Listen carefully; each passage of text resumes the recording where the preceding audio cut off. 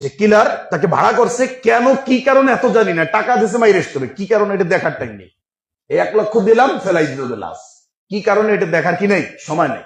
ছবি দিয়ে দিয়েছে, ওই যে আসেনি সেই সময়। হ্যাঁ, আল্লাহ নবী বলছেন ওই সময় না আসার পূর্বে কিয়ামত হবে না, ধ্বংস হবে না পৃথিবী। যখন ওই সময় আসবে তখন তুমি ধ্বংসের জন্য অপেক্ষা করো। এরপর বলছো আলাল মাকতুল ফিমা কুতিলা, আর যাকে মারা হয়েছে সেও জানে না যে কেন মারা হয়েছে। যাকে মারা হয়েছে সেও জানে না যে কেন মারা হয়েছে। এই সিনগুলো কি বর্তমান চলে কি চলে না বলেন? চলছে, ব্যাপক হারে চলছে সারা বাংলাদেশে। হত্যার ব্যাপারে কোনো কি নাই, মনে হয় যে কোনো হাদিস কোরআন নাই, অথচ হত্যা সম্পর্কে অনেক অনেক কোরআনের এমন একটা আয়াত আল্লাহ রাব্বুল আলামিন বলছেন সূরা মায়দার, যে ব্যক্তি মান কাতালা নাফসান বিগাইরি নাফসিন আও ফাসাদিন ফিল আরদি ফাকান্নামা কাতালান নাস জামিয়া। বলছে যে ব্যক্তি কাউকে অন্যায় ভাবে মারবে, অন্যায় ভাবে হত্যা করবে, সেজন্য সারা পৃথিবীর মানুষকে মারলে যেই অন্যায় হবে, একজন মানুষকে যদি অন্যায় ভাবে হত্যা করে তাহলে সারা পৃথিবীর মানুষকে মারলে যেই পাপ হবে, কোরআন বলতেছে ওই পাপ তার আমল নামায় হবে। তো যে বাচ্চাগুলো এই যে আজকে স্বাদের জন্য, তৃপ্তির জন্য, জেল খাটার জন্য হত্যা করলো, এ কেন হত্যা করলো বলেন? এদের কি হবে? তো এরকম কি হত্যা হচ্ছে না? এরপরে সূরা নিসার মধ্যে আল্লাহ রাব্বুল আলামিন বলছেন যে ওমান কাতালা মুমিনান মুতাআম্মিদান ফাজাযাউ জাহান্নামু খালিদান ফিহা, যারা ইচ্ছাকৃতভাবে মানুষকে হত্যা করবে, মারবে, তাদের প্রথম নম্বর শাস্তি হচ্ছে জাহান্নাম, চিরস্থায়ী জাহান্নাম। ওয়াগদিবাল্লাহু আলাইহি, আর আল্লাহর ক্রোধ তাদের উপর, ওয়ালাআনাহু, আল্লাহর অভিশাপ তাদের উপর, ওয়া আদালাহু আযাবান আযীমা, আর এরপরে আবার আরো যন্ত্রণাদায়ক শাস্তি আল্লাহ রেডি করে রেখেছে। যারা একজন মানুষকে মারবে, সারা পৃথিবীর মানুষকে, একজন মানুষের জেনা করলে সারা পৃথিবীর মানুষের জেনা করার গুনাহ হবে? হবে না। একজন মানুষ চুরি করলো, সারা পৃথিবীর মানুষ চুরি করার গুনাহ হবে? একজন মানুষ নামাজ পড়েনি, সারা পৃথিবীর মানুষ নামাজ পড়েনি, এই গুনাহ হবে না। কিন্তু একটা হত্যার ব্যাপারে কত কত কঠিন শব্দ আল্লাহ ব্যবহার করছে, যে একজনকে হত্যা করলে সারা পৃথিবীর মানুষকে হত্যার মতো কি হবে, সেই আমল নামায় তার সেই গোনা দেওয়া হবে। আবার একজন মানুষকে যদি আপনি বাঁচিয়ে দেন, মনে করলেন যে সারা পৃথিবীর সমস্ত মানুষকে আপনি বাঁচিয়ে দেবেন, আমান আহইয়াহা ফাকান্নামা আহইয়ান নাস জামিয়া, সারা পৃথিবীর মানুষকে আপনি বাঁচিয়ে দিলেন। ওমাই ইয়াকতুল মুমিনান মুতাআম্মিদান ফাজাযাউহু জাহান্নামু খালিদান ফিহা ওয়া গাদিবাল্লাহু আলাইহি ওয়া লাআনাহু ওয়া আ'আদ্দা লাহু আযাবান আযীমা। আযীমা শব্দ ব্যবহার করেছে, মহা শাস্তি তাদের জন্য, 4টা শাস্তি, চিরস্থায়ী জাহান্নাম শুরুতে। এরপর আল্লাহ বলছে আল্লাহর রাগ তাদের উপর। অথচ জান্নাতে যাওয়ার পরেও, জান্নাতীরা জান্নাতে যাওয়ার পরেও, সমস্ত নিয়ামত ভোগ করার পরেও, যখন আল্লাহ জিজ্ঞেস করবে যে তোমাদের আর কিছু দরকার আছে, বলছে না, কি দরকার, জান্নাতে আসছি, আমাদের চেহারা থেকে আগুন সরিয়ে দিয়েছেন, জান্নাতের নাজ নিয়ামত পাইছি আমরা, সবকিছু ঠিক আছে তো। বলছে আর একটা জিনিস দিতে চাই, সেটা হলে আজকে থেকে আমি তোমাদের উপর আর রাগ করবো না। জান্নাতীরা বলতেছে যে এতদিন যে নিয়ামত ছিলাম, সেই নিয়ামতের কথা ভুলে আজকে যে আল্লাহ যে নিয়ামতটা দিল, এই নিয়ামতটা আমাদের কাছে সবচেয়ে বেশি বড় মনে হয়েছে। বুঝতে পারেন? মানে জান্নাত থেকেও আল্লাহর কোরআনটা তুলে নেওয়া, আল্লাহ আপনার প্রতি সন্তুষ্ট হওয়া, এটা বড় নিয়ামত, এটা বড় প্রাপ্তি, এটা বড় সফলতা। তো জান্নাতে যাওয়ার পরেও যদি আল্লাহর রাগ থাকে, তাহলে আপনি কিছুই পান না। বুঝতে পারছেন কথা?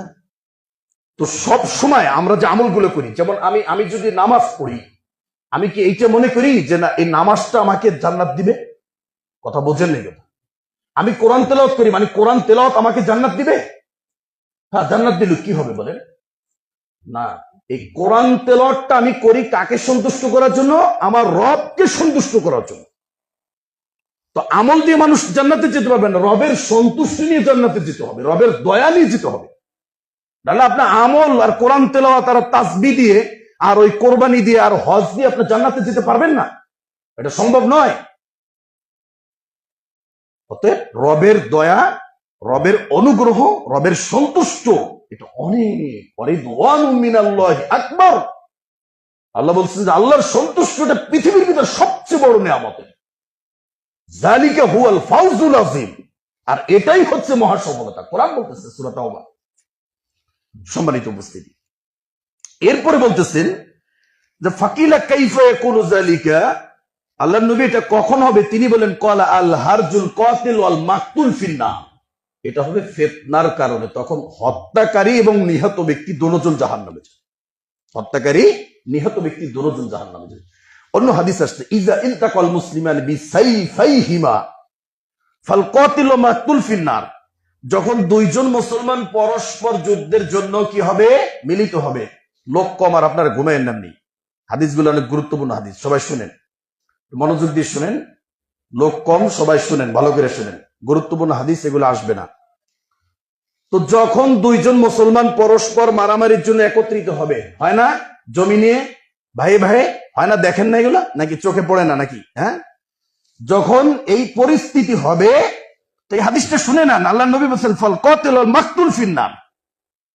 যে ব্যক্তি হত্যার জন্য যাবে, যাকে হত্যা করবে দুজন জাহান্নামে। কি বুঝলেন? যে ব্যক্তি হত্যা করবে সে ব্যক্তি জাহান্নামে যাবে, কিন্তু যে ব্যক্তিকে মারা হবে সে কেন যাবে? কেন যাবে? উত্তর কে দিয়েছে? আল্লাহ নবী দিয়েছে। কি দিয়েছে শুনেন। তিনি বলছেন, তো সাহাবের জিজ্ঞেস করো, ফাকুলতু ইয়া রাসূলুল্লাহ হাযাল কাতিল ফামা বালুল মাকতুল। তো যে ব্যক্তি একজনকে মারবে, হত্যা করবে, এটা বুঝলাম যে এ মারার কারণে জাহান্নামে যাবে, কিন্তু যে ব্যক্তিকে মারা হইলো ও জাহান্নামে যাবে, এ কেন যাবে? এর অপরাধটা কি? ও তো মারা গেছে। মারা গেছে। বাঙালিদেরকে আল্লাহ নবী চিনত না নাকি? আমরা যে বাঙালি, এটা চিনত না আল্লাহ নবী? হ্যাঁ চিনছে। এই জন্য কি জব দিছে দেখেন। আল্লাহ নবী বলছেন, ক্বালা ইন্নাহু কানা হারিসান আলা কতলি সাহিবি। বলছে তুমি কি মনে করছো যে যাকে মারা হয়েছে ও যদি প্রাণে বাইচে যেত তাহলে একে বাঁচিয়ে রাখতো? বুঝতে পারেন এই কথা? আসলে কি রাখবেন আপনি? আপনাকে মনে করেন আপনার ভাই মাইরে ফেলছে, যদি কোনোভাবে বেঁচে যান ওই যাত্রায় যদি বেঁচে যান, তাহলে ওই আপনার ভাইকে কি আপনি বাঁচাই রাখবেন? না, কখনই না। এজন্য তার ভিতরও মারার, তার ভিতরও ওই ভাইকে হত্যা করার একটা কি আছে, একটা উদ্রেক, একটা ক্ষোভ, এটা ভিতরে আছে। এটা কে জানে? আল্লাহ। ওই ব্যক্তি বেঁচে থাকলে তার ভাইকে বাঁচাই রাখতো না। এজন্য আল্লাহ নবী বলছেন যে ফাল কাতিল ওয়াল মাকতুল, নিহতকারী ব্যক্তি, হত্যাকারী ব্যক্তি, নিহত দুজনই জাহান্নামে যাবে। যে মারবে সেও জাহান্নামে, যে মরবে সেও জাহান্নামে। হাবিল আর কাবিলের ঘটনা জানেন না? তো হাবিলকে যখন মারতে চাইছিল, হাবিল কি বলছিল যে না আমি মারবো না? বলছে বিইসমি ওয়া ইসমিকা ফাতাকুনা মিন আসহাবিন নার। আমার পাপ তোমার পাপ নিয়ে তুমি জাহান্নামে চলে যাবে, আমি আমার হাত বাড়াবো না। এরকম কি হতে পারবো আমরা? এরকম মন মানসিকতা, আমাদের মাইন্ডসেট এরকম কখনোই নয়। এই বর্তমান সময়ে এরকম মন মানসিকতার মানুষ একজন পাওয়া যাবে না যে আমাকে মারছে আমি রিটার্ন কিছু দিব না। এটা হবে না, সম্ভব না, এটা হতে পারে না। এটা তার মানে আল্লাহ নবীর হাদিস বাস্তব যে না, হত্যাকারী এবং নিহত ব্যক্তি দুজন জাহান্নামে।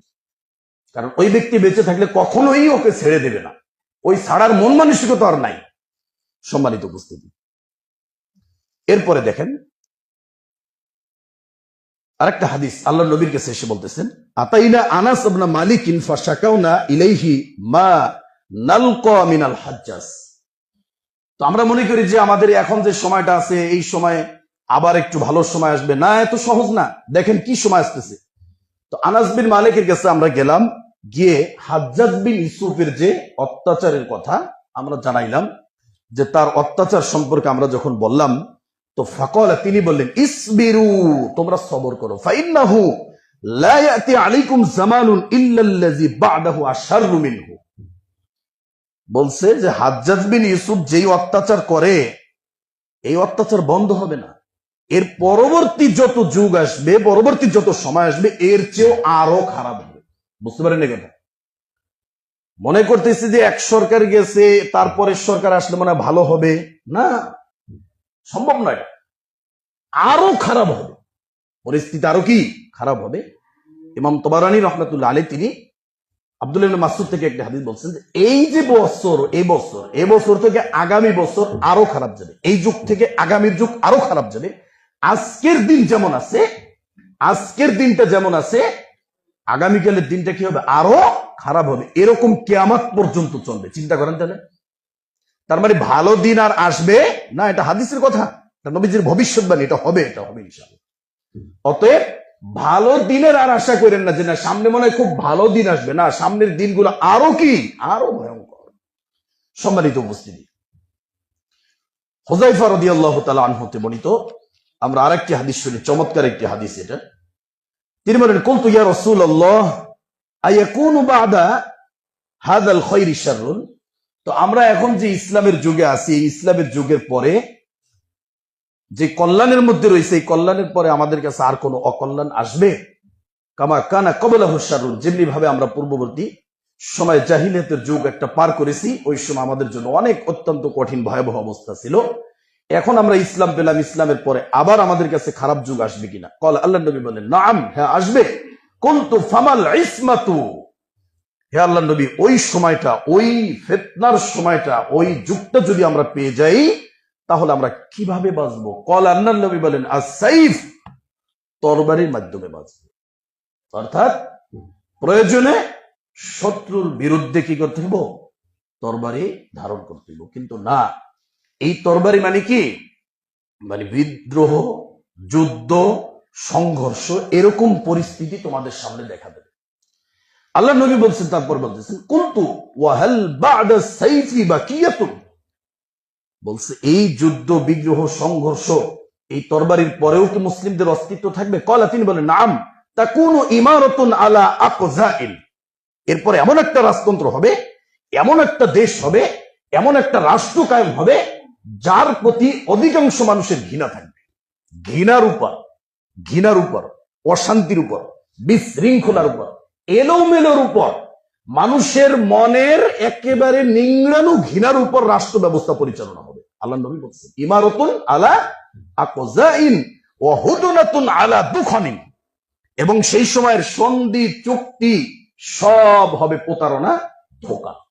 সব হবে কি? প্রতারণা, ধোঁকা। এমন একটা রাজতন্ত্র বা এমন একটা শাসন ব্যবস্থা কায়েম হবে, যেই শাসন ব্যবস্থার প্রতি সমস্ত মানুষের ঘৃণা থাকবে, এবং তাদের সন্ধি চুক্তিগুলো হবে সব কি? মিথ্যা, সব অসত্য, ন্যায় থাকবে না, ইনসাফ থাকবে না, কোনো শান্তি থাকবে না। এরকম একটা রাষ্ট্র ব্যবস্থা কি হবে? বুঝেন হাদিস?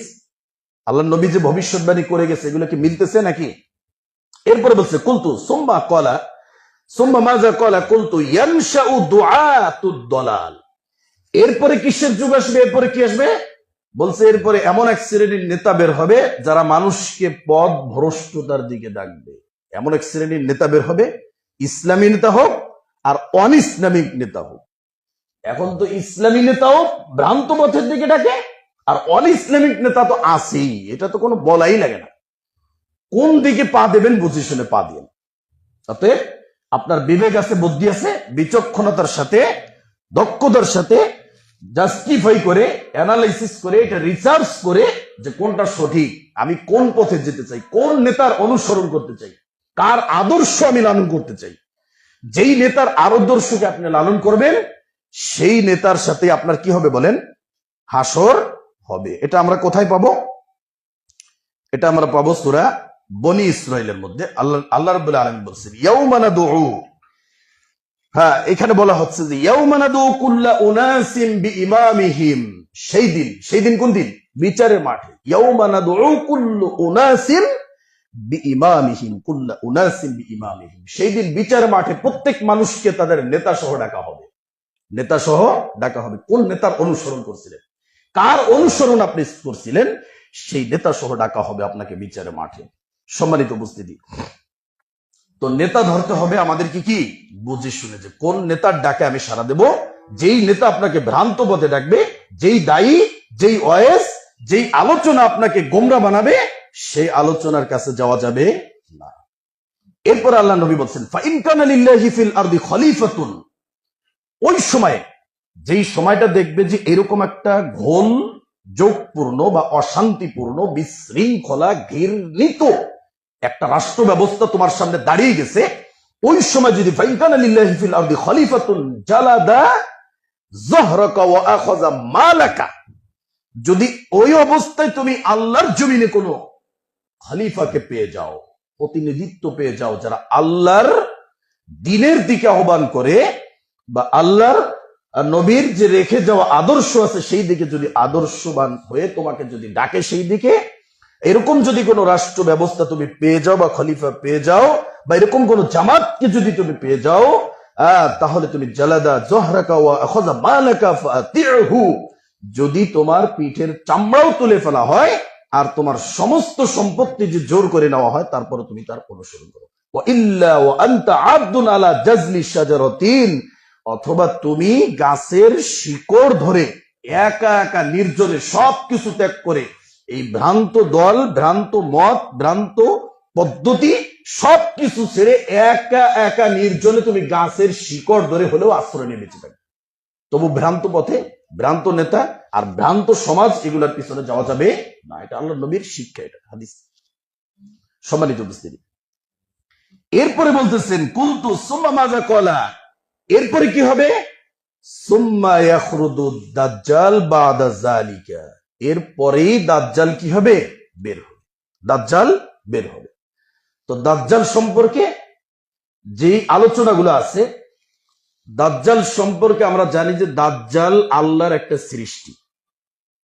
কিন্তু যারা বিভ্রান্ত হচ্ছেন যে দাজ্জালের সবকিছু চলছে, দাজ্জাল কি আল্লাহ? দাজ্জাল সারা বিশ্ব চালাইতেছে। একটা পণ্য দেখলে বলে যে দাজ্জালের এটা কেন, এই ব্যাখ্যা কেন? দাজ্জাল একদম সরাসরি আল্লাহর সৃষ্টি। এটা কিয়ামতের আগে সে আসবে পৃথিবীতে, এটা একটা নিদর্শন, একটা আলামত। এটা দাজ্জালের সমস্ত কার্যক্রম চলছে, দাজ্জাল ওখান থেকে সবকিছু পরিচালনা করতেছে, দাজ্জাল এইটা করতেছে। এই ব্যাখ্যাগুলো কে দিচ্ছে? আল্লাহ নবীর হাদিসের সাথে সরাসরি সাংঘর্ষিক এগুলো। দাজ্জাল আল্লাহর একটা সৃষ্টি, শুধু শেষ জামানায় তাকে পাঠানো হবে এটা বলা হয়েছে, কিন্তু তাকে সৃষ্টি করা হয়েছে কবে এটা আল্লাহ জানে। কথা বুঝতে পারেননি? কারণ একটা হাদিস আছে যে আল্লাহ নবী বলছেন যে প্রত্যেক নবী দাজ্জাল সম্পর্কে তার উম্মতকে সতর্ক করছেন। জানেন না হাদিস? প্রত্যেক নবী তার উম্মতকে দাজ্জাল সম্পর্কে সতর্ক করছে। আমাদের নবী বলছেন যে আমি আমার উম্মতকে বিশেষভাবে তার একটা নিদর্শন বলে দিচ্ছি, কি? যে দাজ্জাল হচ্ছে কানা, আর আল্লাহ হচ্ছেন যে দাজ্জাল হলো কি? দাজ্জাল আওয়ার, আর আল্লাহ লাইসা বিআওয়ার। আর আল্লাহ কি না? কানা, অন্ধ।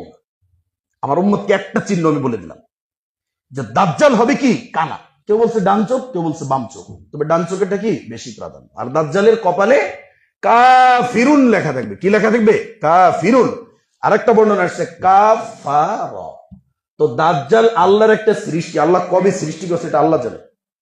দাজ্জাল মনে হয় যে এই যুগে বানানো হয়েছে, তাই না?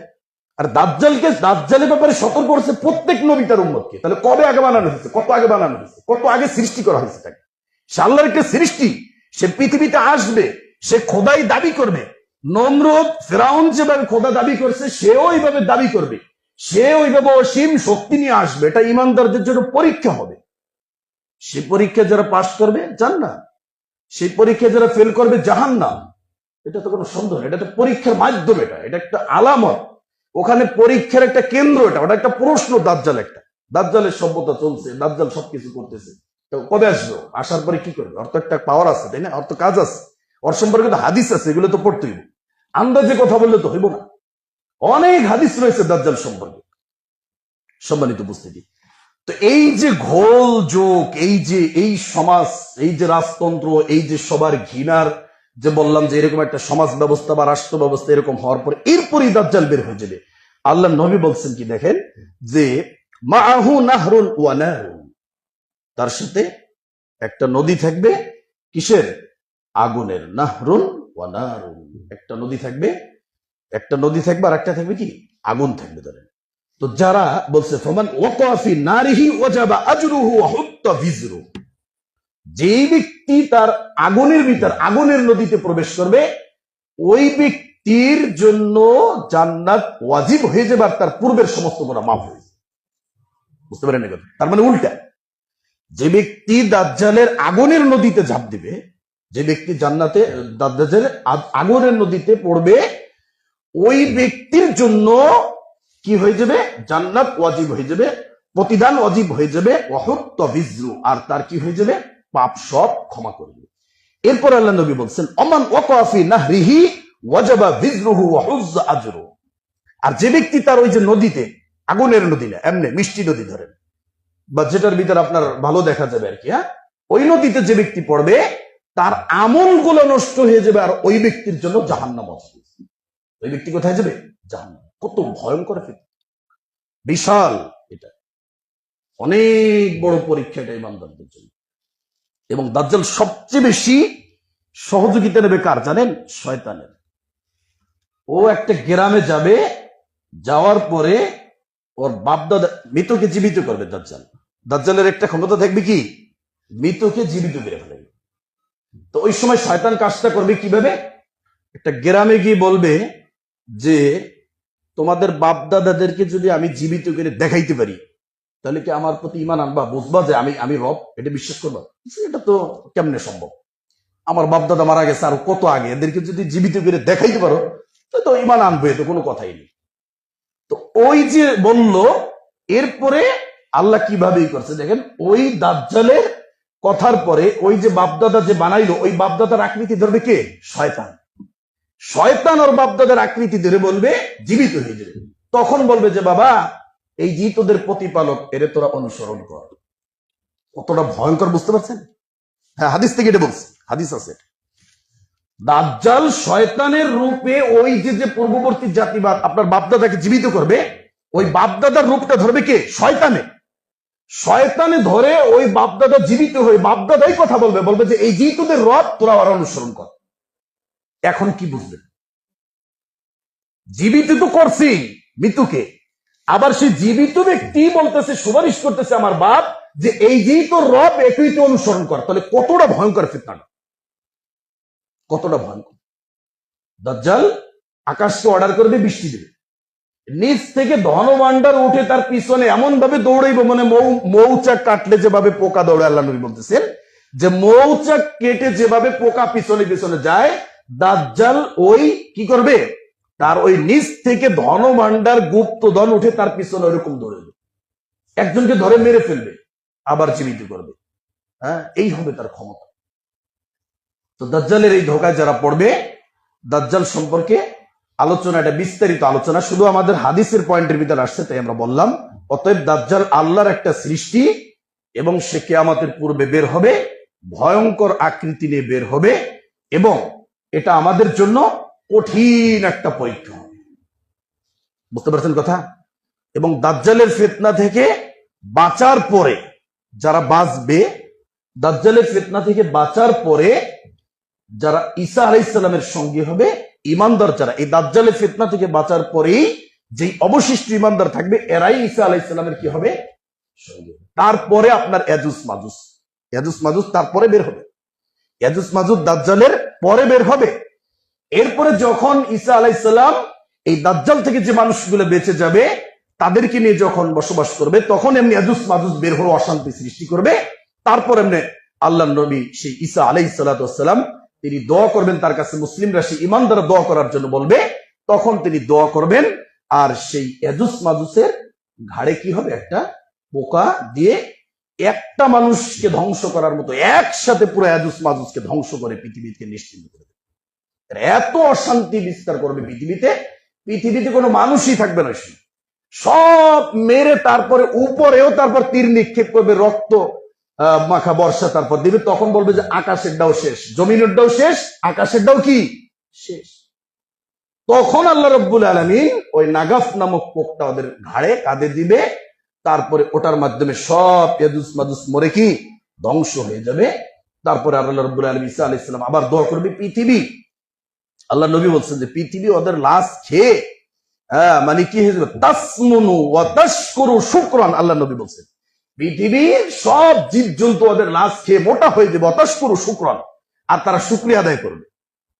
এই জাতিটা এমন হবে, তারপরে দুর্গন্ধ হয়ে যাবে। আল্লাহ রাব্বুল আলামিন আবার ঈসা আলাইহিস সালামের দোয়ার মাধ্যমে উট পাখির মতো এরকম লম্বা একটা প্রাণীর মাধ্যমে তারা আবার এগুলোকে, লাশগুলো নিয়ে নদীতে ফেলবে, বৃষ্টি হবে, আবার আল্লাহ রাব্বুল আলামিন পৃথিবীতে শান্তি দিবে, এত শান্তি দিবে, এত শান্তি দিবে। হ্যাঁ, ওই সময় আপনার সাপের বিষ থাকবে না, বাঘের কোনো কি থাকবে না, বিষাক্ত সবল খাবার থাকবে না। বাঘের ছাগলে এক জায়গা খাবে, বাঘের পিঠে হরিণের পিঠে, ছাগলের, তারপর আপনার সিংহের পিঠে বাচ্চারা উঠে খেলা করবে, তারপরে আপনার কেউ কাউকে কোনো ক্ষতি করবে না। এত সুন্দর একটা পরিবেশ ঈসা আলাইহিস সালামের সময় হবে। উনি 7 বছর থাকবে, হাদিস আসছে 40 বছরও থাকবে, থাকতে পারে, দুটোটা হাদিসই আছে, 40 বছর অথবা কি 7 বছর তার এই শান্তি পৃথিবীতে কায়েম হবে। সম্মানিত উপস্থিতি, তো এই যে দাজ্জাল বের হবে, দাজ্জাল আমাদের জন্য অনেক বড় ফিতনা, অনেক ভয়ঙ্কর বড় ফিতনা। আল্লাহ রাব্বুল আলামিন আমাদেরকে এই দাজ্জালের ফিতনা থেকে রক্ষা করুন, এবং শেষ জামানার যে ফিতনাগুলো রয়েছে এগুলোতে আমরা যেন বেঁচে থাকতে পারি। আল্লাহ আমাদেরকে হেফাজত করুক। আল্লাহুম্মা আমিন। ওয়া আখিরু দাওয়ানা আলহামদুলিল্লাহি রাব্বিল আলামিন।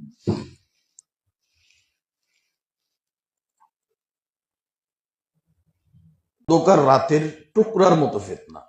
অন্ধকার রাতে যেমনি ভাবে কিছুই দেখা যায় না, শুধু অন্ধকার রাতের সেই অন্ধকারই দেখা যায়, তেমন একটা সময় আসবে যে ফিতনা শুধু ডানে বামে উপরে নিচে চোখ সাদা হয়ে যাবে ফিতনায়। তখন কি করবে? তখন তোমরা আমলের প্রতিযোগিতা করো। ইউসবিহুর রাজুলু মুমিনান ওয়া ইউমসি কাফিরান, সকলের মুখস্থ হাদিস। একজন ব্যক্তি সে সকালবেলা ইমানদার থাকবে, সন্ধ্যাবেলা কাফের হয়ে যাবে। খুব তাৎপর্যপূর্ণ হাদিস। আমরা শুধু শুনি যে একজন মানুষ সকালে ইমানদার, সন্ধ্যায় কাফের হয়ে যাবে। কথাটা কত হালকা করে নেই আমরা, কিন্তু এই জিনিসটা বোঝে আসে না যে এটা কত ভয়ঙ্কর একটা পরিবেশ, পরিস্থিতিটা কেমন হবে। যে একজন মানুষের সকালে ইমান আছে, সন্ধ্যায় তার ইমান নাই, অথচ ইমান ছাড়া কোনো ব্যক্তি জান্নাতে যেতে পারবে না। তো কতটা ফিতনার প্রভাব, অসারতা বা ফিতনার বিস্তার কতটা লাভ করতে পারে, কি পরিমাণ ফিতনা ওই সমাজে বা ওই সময়ে দেখা যেতে পারে যে একজন মানুষের ইমান সকাল থেকে সন্ধ্যা পর্যন্ত টিকিয়ে রাখতে পারবে না। তো সকালে যে ব্যক্তি কোরআন তেলাওয়াত করলো, ফজরের সালাত আদায় করলো, যদি সন্ধ্যায় কিয়ামত হয়ে যায়, এমন হতে পারে যে ওই ব্যক্তি জাহান্নামে যাবে। কি? কাফের হওয়ার কারণে, বেঈমান হওয়ার কারণে। ওয়ায়ুমসি মুমিনান ওয়া ইউসবিহু কাফিরান। আবার একজন ব্যক্তি সন্ধ্যাবেলা ইমানদার হয়েছে, কিন্তু সকাল হতে হতে সে কি? কাফের হয়ে যেতে পারে, বেঈমান হয়ে যেতে পারে। ইয়াবিউ দীনাহু বিআরাদিন মিনাদ দুনিয়া। এমন একটা সময় চলে আসবে যে ওই সময়ে মানুষ সামান্য স্বার্থ, টাকা পয়সা, ক্ষমতার লোভের কারণে নিজের দিন এবং ধর্মকে সে বিক্রি করে দেবে। আসে না সেই সময়? এখন আসে। সামান্য টাকার জন্য, ক্ষমতার জন্য যে কোনো কিছুর বিনিময় হলো ইমান চলে যায়। কিন্তু আমার কি দুনিয়ার যে জিনিসটা, সেটা টাকা হতে পারে, ক্ষমতা হতে পারে, পদ পদবি যেটাই হোক না কেন, মানে আমার এই জিনিসটা দরকার, কিন্তু ইমান চলে যাক, দিন চলে যাক। দিন কোনো দরকার নেই, দিনের 5 পয়সার কোনো মূল্য নাই বর্তমান মানুষের। ইমান তো পরের জিনিস, দিন একটু দূরের, ইমান তো কাছের। ইমান তো নিজের জিনিস, নিজের কলবের জিনিস, নিজের আয়ত্ত রাখার জিনিস এটা। আর দিনটা তো একটু দূরের, এটার প্রতি তো আরো দরদ নেই। এটা নিজের ইমানের প্রতি যার দরদ নেই, তার দিনের প্রতি কি দরদ থাকবে না? আবু হুরায়রা থেকে আরেকটি হাদিস বর্ণিত, তিনি বলেন, সাতাকুনু ফিতানুন আল কাঈদু ফিহা খায়রুম মিনাল কাঈম। অচিরেই তোমাদের মাঝে এমন ফিতনা দেখা দেবে, ওই সময় আল্লাহর নবী পরামর্শ দিয়েছেন, তোমরা ফিতনায় জড়াবে না, ফিতনার কাছেও যাবে না। যত বিশৃঙ্খলা, মারামারি, সংঘর্ষ, হট্টগোল, হানাহানি, রাহাজানি, কাটাকাটি যা হয় হোক, তুমি সেই ফিতনার কাছে যাবে না। ওই সময় একজন ফিতনায় পতিত হওয়া থেকে, আল কাঈদু খায়রুম ফিহা খায়রুম মিনাল কাঈম, যে ব্যক্তি বসা আছে ওই ব্যক্তি উত্তম হবে যে ব্যক্তি দাঁড়িয়ে আছে তার থেকে। তার মানে ফিতনার কাছেও যাওয়া যাবে না। ওই সময়ে একজন ব্যক্তি দাঁড়িয়ে থাকা ব্যক্তির চেয়ে বসা ব্যক্তি কি হবে? আল্লাহ নবীর কাছে বলছেন যে সে ব্যক্তি শ্রেষ্ঠ হবে, প্রিয় হবে, উত্তম হবে। ওয়াল কাইমু ফিহা খায়রুম মিনাল মাশি। আর যে ব্যক্তি দাঁড়িয়ে আছে ওই ব্যক্তি উত্তম হবে যে ব্যক্তি একটু চলছে, হাঁটছে। যে ব্যক্তি একটু হেঁটে যাচ্ছে ওই ব্যক্তি থেকে উত্তম হবে যে ব্যক্তি দাঁড়িয়ে আছে।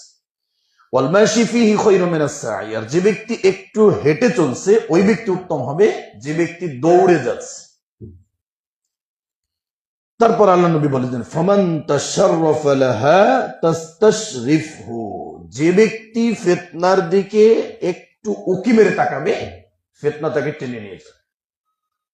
ফিতনার দিকে তাকাইলেই ফিতনা তাকে কি টেনে নিয়ে যাবে। ফিতনা দেখেও, বিশৃঙ্খলা দেখেও ওদিকে তাকান যাবে না, নিষেধ এটা।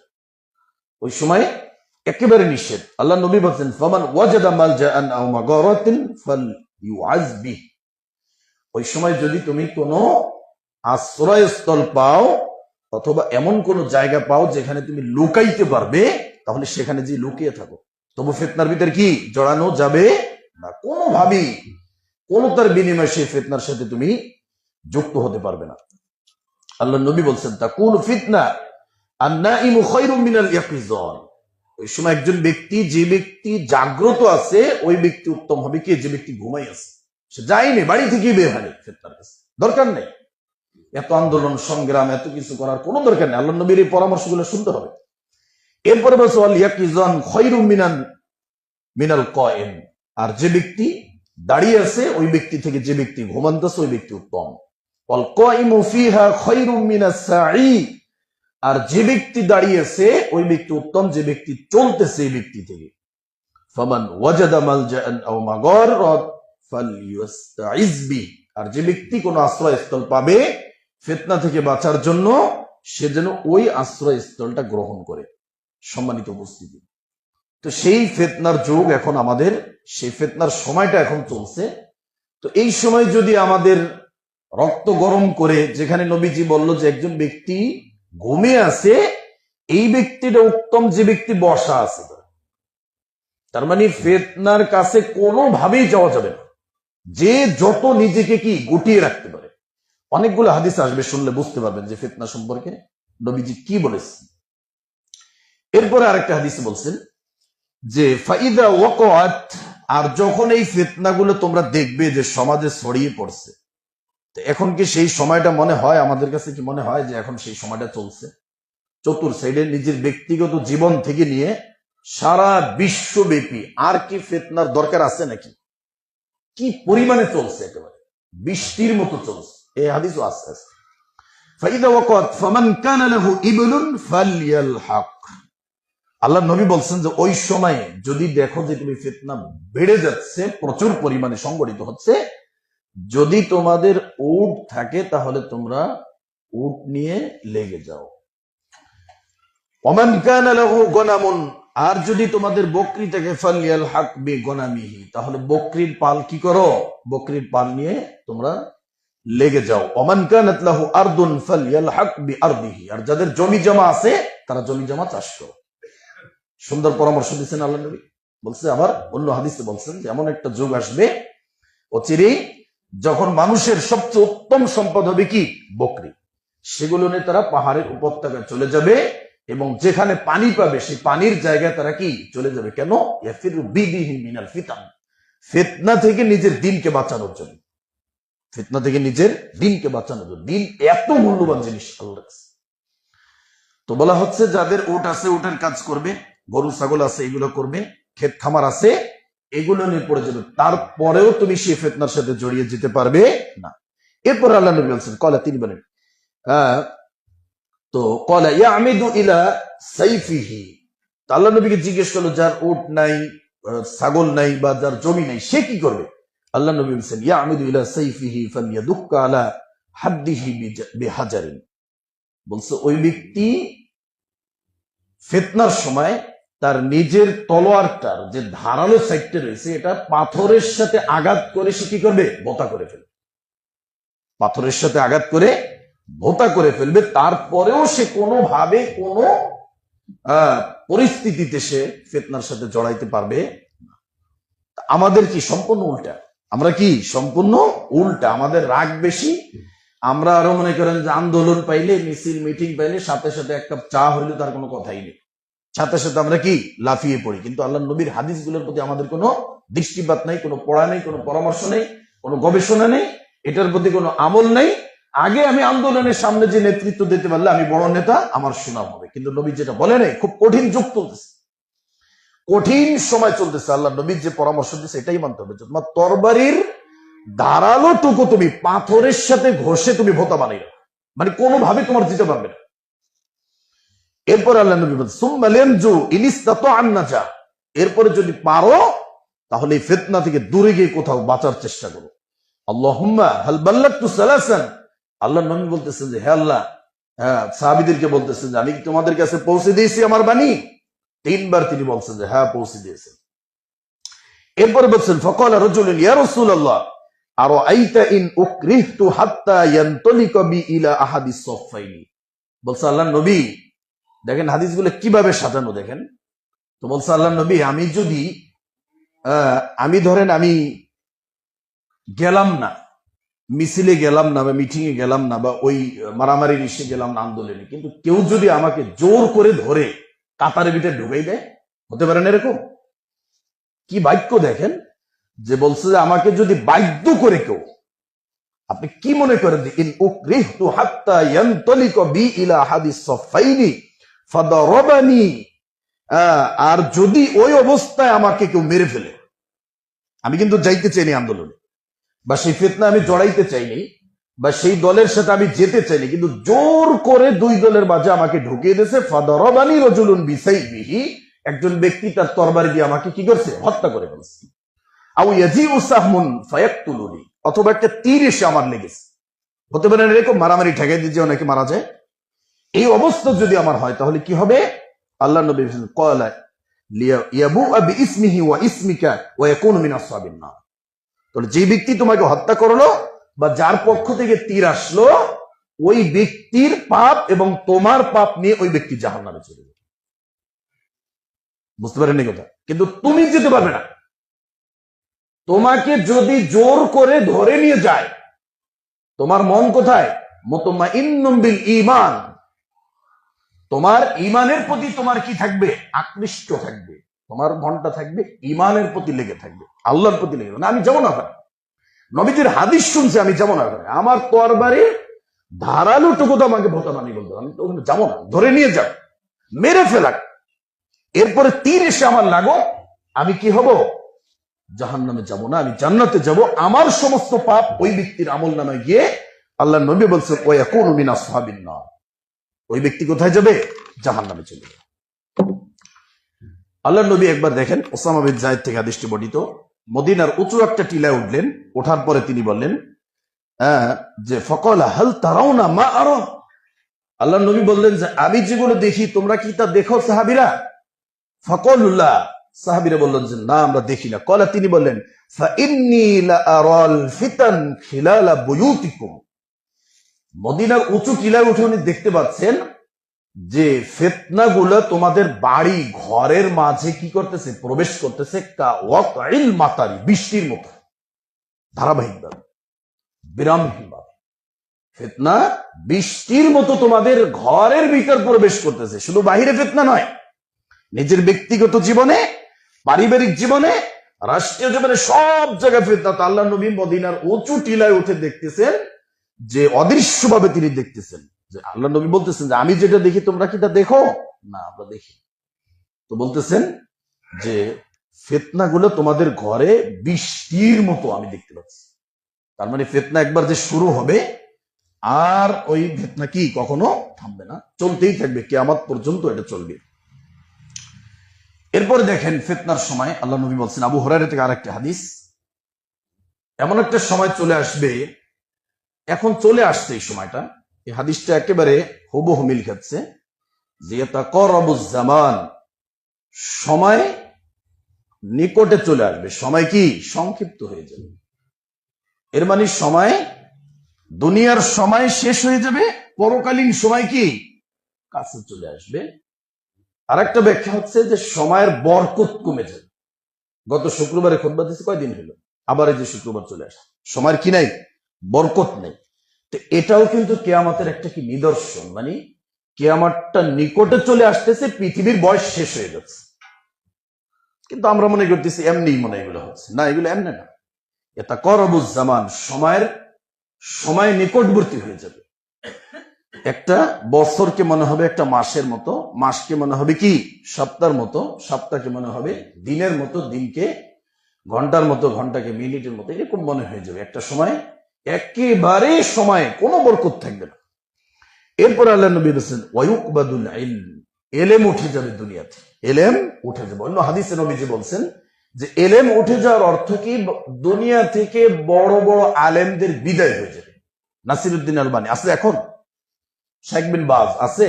না। উসাইমিন আছে? নাই। এখন পৃথিবীতে ওইরকম আলেম নেই।